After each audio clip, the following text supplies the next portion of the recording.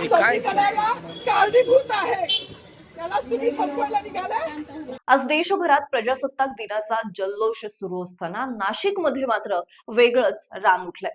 त्याचं झालं असं, पालकमंत्री गिरीश महाजन यांच्या हस्ते ध्वजारोहण पार पडलं, भाषणं झाली, पण संविधानाचे शिल्पकार डॉक्टर बाबासाहेब आंबेडकर यांचं नावच त्या भाषणामध्ये कुठे घेतलंच गेलं नाही। आणि इथेच एका महिला पोलीस कर्मचाऱ्याच्या संयमाचा बांध सुटला।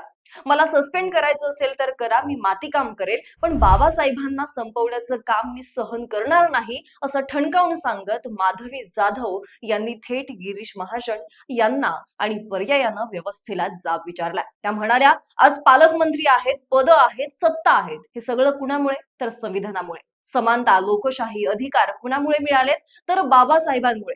मग प्रजासत्ताक दिनी ज्यांनी संविधान दिलं त्या महामानवाचं नाव घ्यायला काय जातंय, असा संतप्त सवाल त्यांनी यावेळी केला। त्यांच्या या थेट, निर्भीड आणि आक्रमक शब्दांनी सोशल मीडियावरती खळबळ उडवली असून हा व्हिडिओ सध्या तुफान व्हायरल होतोय।